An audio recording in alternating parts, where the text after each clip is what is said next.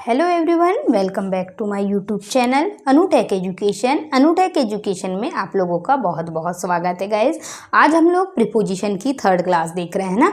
हमने पिछली क्लास में सारे प्रीपोजिशंस के बारे में देख चुका था। आज हम उनके कुछ प्रैक्टिस क्वेश्चन करेंगे और कुछ ऐसे ट्रिक देखेंगे जो एग्जाम के लिए बहुत इंपॉर्टेंट है और जिनसे आप लोगों का सारा कन्फ्यूज़न दूर हो जाता है ना। तो चलिए टाइम वेस्ट नहीं करते हो, चलते हैं हम अपने टॉपिक की तरफ। प्रीपोजिशन की थर्ड क्लास में भी कुछ हम इंपॉर्टेंट चीज़ें ही देखेंगे, लेकिन यदि चैनल पे नए हैं तो प्लीज़ चैनल को लाइक शेयर और सब्सक्राइब जरूर करिएगा, ठीक है ना, ताकि प्रतिदिन की नोटिफिकेशन आप लोगों को मिलती रहे। ओके, तो चलिए गाइस चलते हैं हम। आज का हमारा टॉपिक क्या है देखते हैं।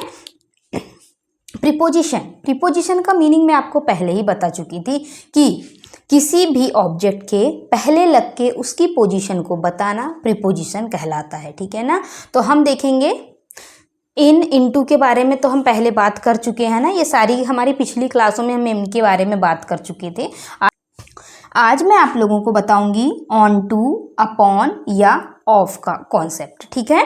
तो मैंने आपको पिछली क्लास में भी बताया था कि यदि एक टेबल है और टेबल के ऊपर एक बिल्ली है, ठीक है ना, बिल्ली बैठी है, कैट, तो कैट यदि नीचे कूदती है, जंप्ड आता है, तो उस कंडीशन में हम लोग क्या करते हैं, ऑफ का प्रयोग करते हैं ना। जैसे एक सेंटेंस बताती हूँ मैं आपको पहले। द कैट जंप्ड, ब्लैंक दिया है, द टेबल, ठीक है। एक हमारी कैट थी, उसने कहाँ किया, कैट ने टेबल से नीचे जंप किया, ठीक है ना।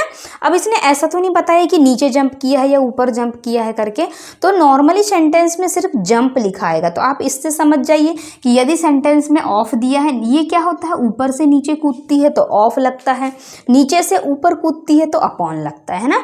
तो इसके साथ में जंप वाली कंडीशन में या तो ऑन टू आएगा या अपॉन आएगा या फिर ऑफ आएगा, तीनों चीज़ें आ सकती हैं। क्या आपके ऑब्जेक्टिव में क्या चीज़ दी है आपको वो देखना है, ठीक है। जैसे ही कैट या का ऐसा कुछ क्वेश्चन देता है आपको कि कैट ने जंप किया टेबल से नीचे, है ना, या डॉग ने टेबल से नीचे जंप किया, तो आपको ये देखना है कि इन तीनों में से क्या चीज़ है। इन तीनों में से आपको कोई भी एक चीज़ दी रहेगी, है ना। तो यदि टेबल से नीचे कूदता है, ऊपर से नीचे कूद रहे हैं, तो उस कंडीशन में हम लोग ऑफ का प्रयोग करेंगे, और नीचे से ऊपर कूदेंगे तो उस कंडीशन में हम लोग अपॉन का प्रयोग करेंगे, है ना। तो आप बोलोगे मैडम हमको कैसे पता रहेगा कि ये नीचे से ऊपर कूद रही है, ऊपर से नीचे कूद रही है। तो आप लोगों को ज़्यादा परेशान होने की ज़रूरत है ही नहीं है, क्योंकि एग्जामिनर खुद इन तीनों में से एक ऑप्शन देगा, ठीक है ना। जंप वाले हैं ये तीनों का प्रयोग जंप के साथ किया जाता है, तो इन तीनों में से कोई भी एक ऑप्शन देगा। तो या तो ऑफ लगा देंगे आप, या अपॉन लगा देंगे, या फिर ऑन टू लगा देंगे, ठीक है ना। एक एग्जाम का क्वेश्चन बताती हूँ मैं आपको कि पिछले प्रीवियस ईयर में पूछा हुआ था, the man jumped blank the bus. मैं आप लोगों को ऑब्जेक्टिव इसलिए फिल कर देती हूँ ताकि मुझे लिखने में ज़्यादा टाइम लग जाती फिर, इसलिए, है ना। तो देखेंगे हम लोग यहाँ कि मेन ने जंप किया कहाँ से, बस से जंप किया, मतलब ऊपर मेन है और नीचे जंप किया, मतलब कूदा नीचे बस से, है ना। तो उसका सेपरेशन हो गया, बस अलग चले गई, वो अपनी जगह पे अलग स्थिर हो गया, मतलब उन दोनों का लगाव खत्म हो चुका, है ना। वैसे ही कैट भी कूदी थी ऊपर से नीचे, तो वो नीचे बैठ गई ज़मीन पे, है ना, टेबल से उसका कोई कनेक्शन नहीं रहा, इसीलिए हमने यहाँ ऑफ लगाया था। तो सेम कंडीशन ये भी है कि मैन बस से नीचे कूदा, ठीक है, तो ऊपर अब बस से उसका कोई रिलेशन नहीं है ना। तो उस कंडीशन में भी हम लोग ऑफ का प्रयोग करेंगे। यदि ऑफ ना दिया हो तो अपॉन दिया रहेगा, अपॉन ना दिया हो तो ऑन टू दिया रहेगा, ठीक है। इसमें आप लोगों को कंफ्यूज नहीं होना है गाइस कि जब भी जंप वाली चीज़ें आती हैं तो इन तीनों में से किसी भी एक चीज़ को हमें सेलेक्ट करना है, ठीक है। देखिए, the cat jumped blank the table, ठीक है ना। तो अब क्या हो रहा है यहाँ पे कि हमारे ये ऑब्जेक्टिव दिए हैं, मान लो 4 ऑब्जेक्टिव हैं। तो अब हमें पता है कि जंप के केस में क्या क्या चीज़ आती है, या तो ऑन टू आएगा, या अपॉन आएगा, या ऑफ आएगा, ठीक है। तो अब हमें यहाँ पे ऑन टू भी नहीं दिया, ठीक है ना, अपॉन भी नहीं दिया है, अपॉन दिया है और ऑफ नहीं दिया है। तो अब हमें दिया है क्या, अपॉन, तो हमने यहाँ पे अपॉन को फिल कर दिया, ठीक है। अब नेक्स्ट कॉन्सेप्ट देखते हैं हम लोग, ठीक है। ये तो हुई हमारी बात की कैट के ऊपर से नीचे कूदने की, ठीक है ना। एक बिल्ली है या एक कुत्ता है, कुछ भी चीज़ है, वो ऊपर से नीचे कूद रहा था, और जैसे वो ऊपर से नीचे कूद रहा था तो हमें इन तीनों में से कुछ भी सेलेक्ट कर देना था, ठीक है ना। हो गया, ये तो हो गई हमारी यहाँ पे बात फिनिश। आपको ये आई होप समझ में आ भी गया होगा कि यदि ऊपर से नीचे कूदे चाहे नीचे से ऊपर कूदे, हमें ऑफ, अपॉन या फिर ऑन टू का प्रयोग करना है इनमें, ठीक है। अब नेक्स्ट क्वेश्चन दिया हमें, द फ्रॉग जंप्ड ब्लैंक दिया है, द रिवर दिया है, ठीक है ना। तो फ्रॉग ने कहाँ से जंप किया, किया है, रिवर में जंप किया है। तो फ्रॉग कुर्सी पे तो बैठा होगा नहीं, टेबल पे तो बैठा होगा नहीं कि यार मैं थक गया हूँ तो टेबल पे बैठ जाऊँ ना। फ्रॉग ज़मीन में ही वहीं तालाब के किनारे बैठा होकर उसने नीचे के नीचे ही जंप किया है, ठीक है ना। यहाँ बात हो रही थी ऊपर से नीचे जंप करने की, और यहाँ बात हो रही है नीचे से नीचे ही जंप करने की, है ना। नीचे बैठा है तालाब के साइड में, तालाब के साइड से ही उसने जंप किया, उसके पास कोई टेबल कुर्सी नहीं थी। तो उस कंडीशन में हम लोग इनटू का प्रयोग करेंगे, है ना। यदि नॉर्मल दिया रहता the frog is blank the river, मतलब फ्रॉग कहाँ है, चुपचाप रिवर में कहाँ बैठा हुआ है, तो उस कंडीशन में हम लोग इन का प्रयोग करते गाइज, है ना। लेकिन वो क्या कह रहा है, जंप कर रहा है, तो जंप करने में मूवमेंट हुई, तो मूवमेंट की कंडीशन में हम लोग इनटू का प्रयोग करते हैं, ठीक है ना। आई थिंक आप लोगों को समझ में आ रहा होगा जो मैं चीज़ बता रही हूँ कि ऊपर से नीचे कूदना, मतलब ये तीनों चीज़ें आएंगी उसमें, ऑन, अपॉन या ऑफ, ठीक है ना। या तो नीचे से ऊपर या ऊपर से नीचे से केस में। लेकिन यदि आपको फ्रॉग का ऐसा रिवर वाला कोई भी दिया रहता है सेंटेंस कि यहाँ पे फ्रॉग की जगह फिश दिया है या कुछ भी दिया है, तो वो रिवर में जब कूदने की बात होगी तो नीचे से नीचे ही कूद रहे हैं हम, तो इसीलिए हम लोग इसमें क्या कर रहे हैं, जंप कर रहे हैं, तो इसमें हम इनटू का प्रयोग करेंगे, ठीक है। और बिना जंप वाला दिया है कि the frog is blank the river, मतलब चुपचाप बैठा है वो रिवर में, तो उस कंडीशन में इनका प्रयोग करेंगे, इनका प्रयोग करेंगे, ठीक है। और इनटू का प्रयोग हम सिर्फ जंप करने या मूवमेंट करने के लिए करते हैं, ठीक है ना। अब आप लोगों को ये चीज़ क्लियर हो चुकी होगी, है ना। तो चलिए अब हम और आगे के कुछ कॉन्सेप्ट देखते हैं। और ऑन का प्रयोग, तो ऑन का प्रयोग तो हम देखेंगे कि चुपचाप यदि कोई चीज़ बैठा है, द कैट बैठी हुई है, कैट कहाँ बैठी है, टेबल पे बैठी हुई है, तो उस कंडीशन में हम लोग ऑन का प्रयोग करेंगे, है ना। लेकिन जंप की बात आएगी तो सेंटेंस चेंज हो जाएगा, ठीक है। चलिए अब हम और आगे के कॉन्सेप्ट देख लेते हैं इनके। पहले तो मैं आप लोगों को जंप का पूरा कॉन्सेप्ट समझा देती हूँ कि जंप के ही बारे में बातें कर लेते हैं हम लोग, है ना, क्योंकि आप लोगों को समझ में नहीं आ रहा होगा जंप, है ना, नीचे से ऊपर कब ऊपर से नीचे, तो मैं आपको एक बार फिर से पूरा क्लियर करवा देती हूँ, ठीक है। हम लोग यहाँ पे खड़े हैं, ठीक है ना, हम नहीं है, ये मान लो एक फ्रॉग है या मेंढक है ये, ठीक है। तो ये मेंढक है और ये एक नदी है, ठीक है। तो मेंढक नदी में जंप कर रही थी, तो हम लोग वहाँ क्या लगा रहे हैं, इनटू का प्रयोग करेंगे, ठीक है। क्योंकि मेंढक जस्ट साइड में ही बैठा हुआ है, ये कुर्सी टेबल नहीं है मेंढक के पास आराम करने के लिए वहाँ, तो ये मेंढक क्या है, रिवर के जस्ट साइड में नीचे ही बैठी है और नीचे से नीचे ही ये रिवर में कूद गई, ठीक है। तो वहाँ हम लोग इनटू का प्रयोग करेंगे, ठीक है। अब हम एक ये टेबल है और टेबल के ऊपर हम बैठे हुए हैं और हमारा मन करा कि हम नीचे कूद जाएं, बहुत देर से बैठे हैं तो हम नीचे कूद जाते हैं, ठीक है। तो टेबल हमारी ऐसी और हम एकदम से नीचे कूदे, तो टेबल का और हमारा सेपरेशन खत्म हो गया, है ना, हम अलग अलग हो गए दोनों, तो उस कंडीशन में हम लोग ऑफ का प्रयोग करेंगे, ठीक है। और बहुत अब हम नीचे खड़े हैं और नीचे से हम लोगों ने सोचा बहुत देर से नीचे, अब हम टेबल पे जंप कर लेते हैं, तो हम जैसे टेबल पे जंप किया, तो टेबल पे जंप करा मतलब हम उसको क्या बोलेंगे, नीचे से ऊपर गए तो अपॉन, ऊपर से नीचे आए तो ऑफ, और नीचे से नीचे ही कूदे तो उसमें हम लोग इनटू का प्रयोग करते हैं। तो अब आप लोगों को ये जंप का कॉन्सेप्ट तो समझ में आ गया होगा, ठीक है। एक क्वेश्चन है जो एग्जाम में बहुत ज़्यादा पूछा हुआ है, मैं आपको उसके बारे में बता देती हूँ कि the cow jump the blank दिया है और फेंस, है ना। अब ये थोड़ा सा अलग सा कॉन्सेप्ट आ गया कि काऊ के बारे में बात कर रहा है ये, है ना, कि काऊ है इसमें और काऊ एक फेंसिंग तार जो होते हैं ना उन पे जंप कर रही है, ठीक है। अब देखते हैं हम ये वाला कॉन्सेप्ट कि द काऊ जंप्ड है ब्लैंक द फेंस, ठीक है। एक ये गाय है हमारे पास काऊ, ठीक है, और ये काऊ क्या कर रही है कि इसके आसपास पूरे फेंसिंग तार लगे हुए हैं ना, आप लोग को पता होगा ना, तार जहाँ गाय ना जा सके इसलिए तार लगाए जाते हैं, वो कांटे वाले तार, वही तार इनके आसपास लगे हुए हैं, ठीक है। तो अब गाय उनसे टच करते हुए तो कूदेगी नहीं, गाय ऐसे कूदेगी बिल्कुल ऊपर से उसके कि ये तारों को बिल्कुल टच ना करे, है ना। तो ये कूद भी जाएगी और तारों को टच भी नहीं करेगी। तो जब गाय ऐसे टच करती, दूर से बिल्कुल ऊपर से कूदती है इसको, तो इसके कंडीशन को हम लोग बोलते हैं ओवर, है ना। और इसका आंसर हो जाएगा ओवर द फेंस, है ना। देखो जंप के भी अलग अलग कॉन्सेप्ट होते हैं गाइस, है ना। एक तो नीचे से नीचे कूद रहे हैं तो इनटू का प्रयोग होगा, ठीक है। एक तो ऊपर से नीचे कूद रहे हैं टेबल से तो ऑफ का प्रयोग होगा, लेकिन नीचे से ऊपर जा रहे हैं तो अपॉन का प्रयोग होगा, ठीक है। लेकिन ये दोनों ऑप्शन सेम होते हैं, उसमें दिया नहीं होता है कि ऊपर से नीचे कूद रहा है, लेकिन हम लोग क्या कहते हैं जंप। तो यदि इन दोनों में से कोई भी आए तो एक सही होता है, ठीक है। लेकिन एक ये होता है कि the cow jump blank the fence. अब थोड़ी सी समझने वाली बात है कि काऊ है, तार के ऊपर से ही कूदेगी ना, ओवर मतलब ऊपर से कूदेगी है ना, उसको टच तो नहीं करेगी, इसीलिए हमने यहाँ पे ओवर का प्रयोग किया। ठीक है, तो आई थिंक आप लोगों को ये सारे कॉन्सेप्ट समझ में आ रहे होंगे, है ना, और थोड़ा सा समझने की कोशिश करिए गाइज, है ना। अब आपको एक और कॉन्सेप्ट बताती हूँ मैं, ये भी एग्जाम में ही आया हुआ क्वेश्चन है। ठीक है, तो एक क्वेश्चन दिया है हमारे पास, the bridge is blank the river. ठीक है ना, कि एक ब्रिज है और वो कैसा है, रिवर से, हमें बताना है ये चीज़। ठीक है, तो ये एक ब्रिज है, ठीक है ना, एक नदी है ये, और ये ब्रिज बना हुआ है। ठीक है, ये एक पुल बने रहते हैं ना हमारे, उनको ही हम लोग ब्रिज बोलते हैं। तो ये ब्रिज बने हुए हैं नदी के इस तरफ और उस तरफ जाने, जैसे हमारा घर इस तरफ है और हमें नदी के उस तरफ है, तो हम अब नदी से तैर के तो आएंगे नहीं, तो एक ब्रिज के माध्यम से आएंगे हम लोग। ठीक है, और जैसे हम ब्रिज के माध्यम से ऊपर से आते हैं हम, तो उस कंडीशन को या तो हम एक्रॉस बोलेंगे, या एक्रॉस नहीं दिया है तो हम लोग उसको एबव भी बोलते हैं। ठीक है ना, तो एक्रॉस आएगा या एबव आएगा इसमें। ठीक है, तो हमारे पास ऑप्शन दिए हैं बाय, अक्रॉस, ऑन और एबव। ठीक है, तो यदि हमारे पास एक्रॉस दिया है, ठीक है, तो हम एक्रॉस लगाएंगे, एक्रॉस नहीं दिया है तो एबव लगाएंगे। ठीक है,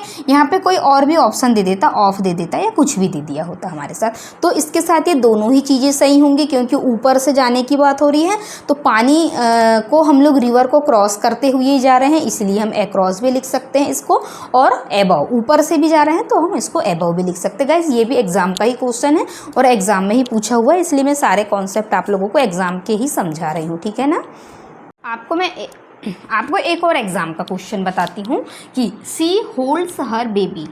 प्रीवियस ईयर में पूछा था ये भी, कि सी होल्ड्स हर बेबी, ब्लैंक दिया है और हर आर्म्स। ठीक है ना, मतलब ये कह रहा है कि एक लेडी है, वो अपने बच्चे को कैसे पकड़ती है। अभी हमने देखा था कि ब्रिज की कंडीशन कैसे बन रही थी, ऐसी बन रही थी, है ना, बिल्कुल ऊपर बन रही थी। ठीक है ना, तो उसमें भी हम लोग एक्रॉस लगा रहे थे। ठीक है, तो एक महिला है, वो अपने बच्चे को कैसे ऐसे पकड़ेगी, है ना, तो ये भी एक्रॉस की कंडीशन बनती है ना, आप लोग इमेजिन करके देखिएगा। ठीक है, ये एक महिला है और इसने क्या किया है कि इसका एक बेबी है, तो अब ये इसके बेबी को ऐसे करके पकड़ेगी। ठीक है ना, वो एक्रॉस, तो वो एक बात वो भी है कि वो भी एक्रॉस की कंडीशन बन रही थी ऊपर से, है ना, तो उसको भी हम लोग ऐसे बोल रहे थे, एक्रॉस मतलब क्रॉस होते हुए चल रहा था। ठीक है, और यहाँ भी महिला जब हम बच्चे को पकड़ते हैं तो ऐसे करके पकड़ते हैं ना, तो ऐसी जो कंडीशन बनेगी तो वो भी हमारी एक्रॉस की कंडीशन बनेगी हम जब बेबी को पकड़ते हैं।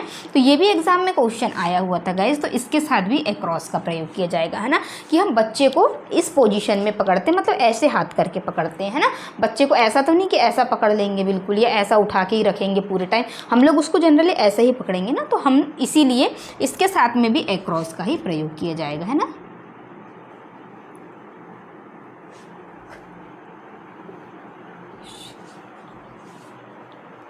ठीक है, और नए कॉन्सेप्ट देखते हैं हम, ये भी एग्जाम का ही क्वेश्चन था, इसलिए मैंने सोचा आपको ऐसे ही समझा दूं ये क्वेश्चन भी।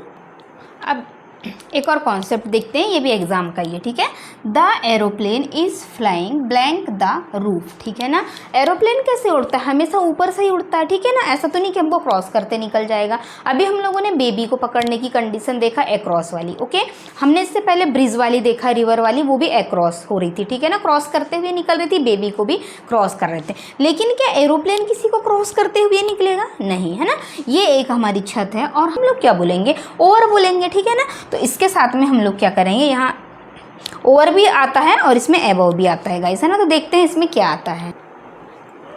तो एरोप्लेन छत से ऊपर जा रही थी, इसलिए इसके साथ एबव की कंडीशन आ जाएगी। ठीक है ना, ओके, एबव मतलब एकदम ऊपर से जा रहा है। ओवर का भी मतलब ऊपर से ही होता है, लेकिन क्या होता है कि एरोप्लेन बहुत ऊपर से जाएगा, इसलिए हमने एबव का प्रयोग किया। लेकिन यदि यही चीज़ आपको किसी बर्ड या कैट के साथ होती कि ऊपर, या किसी जैसे मच्छरों के झुंड को हम हमारे एकदम सर के आसपास घूम रहे हैं, तो उस कंडीशन को हम लोग ओवर भी बोल सकते हैं ना, क्योंकि जस्ट हमारे पास में है। लेकिन एबव मतलब ऊपर के लिए ही यूज़ होगा, लेकिन बहुत ज़्यादा ऊपर के लिए। लेकिन ओवर का प्रयोग भी ऊपर के लिए ही होगा, लेकिन कम ऊंचाई के लिए होगा, है ना, जैसे हमारे सर के आसपास घूम रहा है ये। ठीक है ना, अब मैं आप लोगों को अलोंग ऑन के कुछ कॉन्सेप्ट बताती हूँ ना, कि कहाँ अलोंग का प्रयोग किया जाता है और कहाँ पर ऑन का प्रयोग किया जाता है। ठीक है ना, अब हम 3 कंडीशन देखेंगे, ठीक है। ये 3 सेंटेंस है हमारे पास और 3 कंडीशंस है हमारे पास, ठीक है। तो फर्स्ट कंडीशन कहती है कि यदि किसी भी सेंटेंस में रोड पर चलने की बात हो रही है, ठीक है, तो उसके साथ हम लोग अलोंग का प्रयोग करेंगे। फिर दूसरी चीज़, लेकिन मनुष्य के लिए, हमारे लिए है ना, क्योंकि हम रोड से जाएंगे तो वहाँ हम ऑन का प्रयोग नहीं करेंगे, अलोंग का प्रयोग करेंगे, क्योंकि यदि हम एकदम रोड के ऊपर से जाएंगे तो कोई भी गाड़ी वाला आएगा और हमें ठोक देगा, है ना। तो हम लोग क्या करना पड़ेगा, हमें रोड के थोड़े से साइड से चलना पड़ेगा, है ना, तब जाके हम जाएंगे। तो वापस भी आने की कंडीशन में बचना चाहिए हमें, और यदि हम ऑन द रोड करते हैं तो वापस आने की कंडीशन में ही नहीं बचते गाइस, है ना।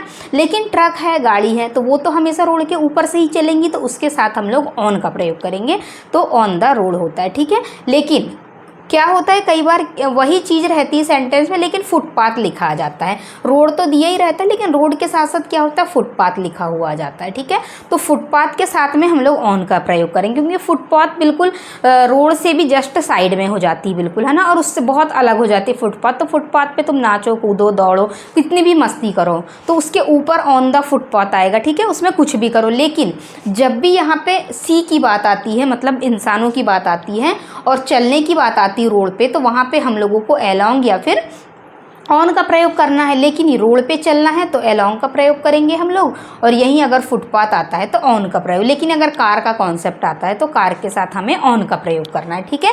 आपको समझ में आया होगा। यदि कोई लड़की है, she is walking blank the road, लड़की कहाँ जा रही है, चलते चलते रोड से जा रही है ना, वॉक कर रही सुबह सुबह, तो रोड के ऊपर से तो जा नहीं रही होगी वो, है ना, रोड के साइड से ही जा रही होगी, तो इसलिए हम लोग अलोंग का प्रयोग किया, ठीक है ना। नेक्स्ट है car is running blank the road, car ऊपर से जाएगी, है ना, साइड से नहीं जाएगी कभी भी कार, तो वहाँ पे हम लोग क्या करेंगे, रोड के ऊपर से जा रही थी, इसीलिए हमने ऑन का प्रयोग किया, ठीक है। नेक्स्ट है she is walking blank the footpath, अब वो रोड को छोड़ के फुटपाथ से जा रही है, तो अब क्या अलोंग नहीं आएगा ना, उसके साथ में ऑन का प्रयोग आएगा, क्योंकि अब वो फुटपाथ से जा रही है, कोई ट्रैफिक नहीं, कोई कुछ नहीं है, अब आराम से जाएगी, कुछ नाचते कूदते कुछ भी करते जाओ, ऑन द रोड जाओ, कोई प्रॉब्लम नहीं, ठीक है। तो आपको ये चीज़ हमेशा याद रखना है कि फुटपाथ के साथ भी ऑन का प्रयोग होगा। रोड यदि लिखा आता है और कार का कॉन्सेप्ट रहता है तो भी ऑन आएगा, और रोड तो लिखा है ही, लेकिन किसी लड़की की बात हो रही, सी की, है ना, तो वहाँ पे हम लोग अलोंग का प्रयोग करेंगे, है ना। ये थे हमारे अलोंग और रोड के कॉन्सेप्ट और ऑन के कॉन्सेप्ट, है ना, ये भी एग्जाम में पूछे हुए ही क्वेश्चन है, ठीक है। एक क्वेश्चन ये भी आता है कि he is walking blank the river, ठीक है ना, कि अब वह जा रहा है, ठीक है, कहाँ जा रहा है, रिवर के ऊपर तो जाएगा नहीं, है ना, ऑन का प्रयोग तो हम करेंगे नहीं। यहाँ कोई भी आपको ऑप्शन दिया रहेगा, मैंने ऑप्शन नहीं लिखा है, तो ऑन, इन, अपॉन, कुछ भी ऑप्शन देगा तो आपको इसमें से सेलेक्ट करना, मैं आपको डायरेक्ट आंसर बता रही हूँ, ठीक है।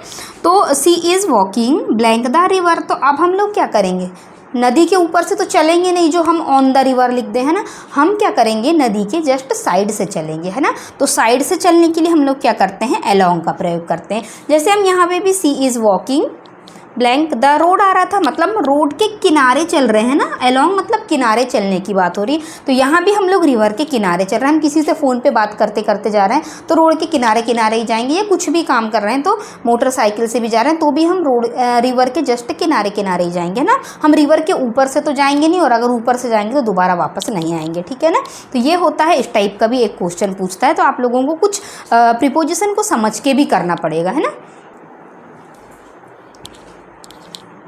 तो गाइज़ आई थिंक आप लोगों को, मुझे लगता है कि अब आप लोगों को प्रीपोजिशन काफ़ी हद तक समझ में आ चुकी है ना। और यदि नहीं आई है तो एक बार आप फिर से क्लास को देखिएगा, है ना, वीडियो एक बार स्किप करके नोट डाउन करिए, उस चीज़ को कॉपी में समझिए कि मैंने क्या बताया था। एक बार समझ में नहीं आ रहा है, 2 बार समझिए, लेकिन मैंने इतने अच्छे से आप लोगों को बताया, शायद इतना डीपली आपको कहीं भी नहीं मिलेगा ना। आप लोग कोचिंग जाते हैं, इधर उधर बिल्कुल टाइम पास करते हैं, बहुत ज़्यादा टाइम वेस्ट होता है और पढ़ते बहुत कम है, तो क्या उससे अच्छा आप घर में नहीं पढ़ सकते, वही टाइम बचा के आपको उससे ज़्यादा अच्छा कंटेंट मिलेगा और टाइम भी बचेगा आप लोगों का, है ना। तो आप लोग ये सारी प्रीपोजिशन और ये सारे कॉन्सेप्टों को समझिए, मैंने आपको डायग्राम के थ्रू पूरा समझाया, ठीक है।